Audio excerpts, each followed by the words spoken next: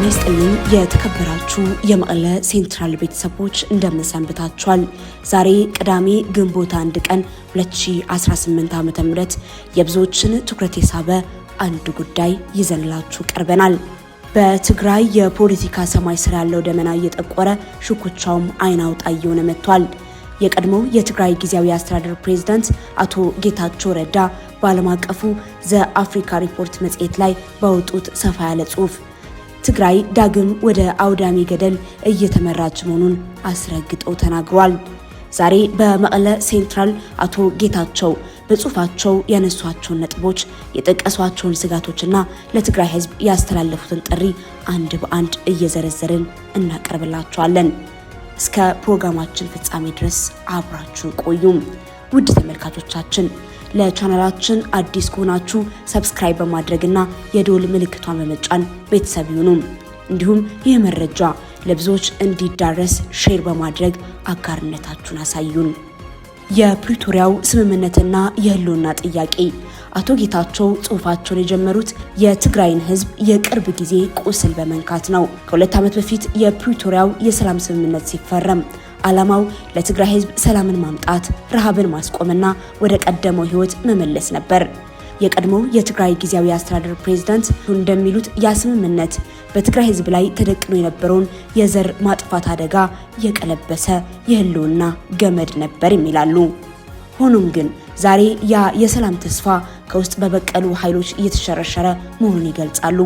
አቶ ጌታቸው በስም ጠቅሰው እንደሚከሱት በዶክተር ደብረጽዮን ገብረ ሚካኤል የሚመራው የህወሓት ቡድን የሰላም ስምምነቱን እንደከሸፈ ወይም እንደሞተ ነገር አድርጎ እየቆጠረው ነው። እዚህ ጋር ዋናው ነጥብ ምንድን ነው? አቶ ጌታቸው እንደሚሉት የደብረጽዮን ቡድን ፌዴራል መንግስቱ ግዴታውን አልተወጣም የሚል ምክንያት ቢያቀርብም እውነታው ግን ሌላ ነው። ቡድኑ የሚፈልገው የትግራይን ህዝብ መብት ማስከበር ሳይሆን ፓርቲው በትግራይ ላይ የነበረውን ፍጹም የፖለቲካ የኢኮኖሚና የጸጥታ ቁጥጥር በኃይል ለመመለስ ነው። ይህ ደግሞ የሰላም ስምምነቱን መሰረት የሚንድና ትግራይን ዳግም ወደ ተገልሎ ወይም ፖለቲካል አይዞሌሽን የሚመልስ አካሄድ ነው ሲሉ ይተቻሉ። ክቡራትና ክቡራን አድማጮቻችን አቶ ጌታቸው ረዳ በጽሑፋቸው ውስጥ እጅግ የሚቆጭ ታሪካዊ ትንታኔ ያቀረቡ ሲሆን በ2013 ዓ.ም ትግራይ ወደ ጦርነት ስትገባ የነበረውን ሁኔታ ያስታውሳሉ።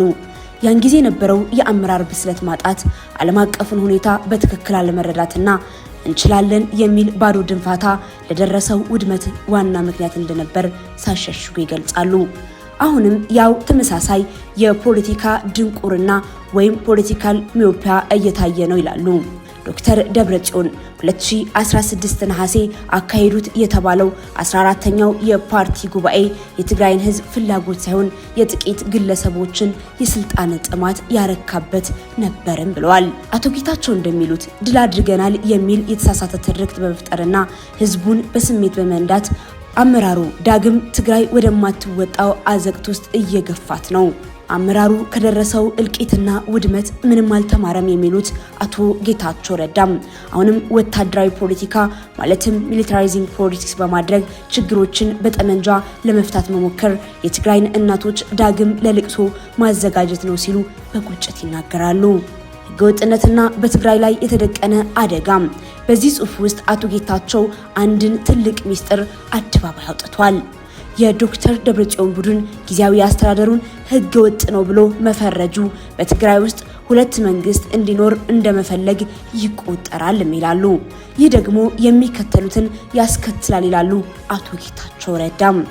1. የውስጥ እርስ በርስ ግጭት በክልሉ የጸጥታ ኃይሎች መካከል መከፋፈል እንዲፈጠር ያደርጋል።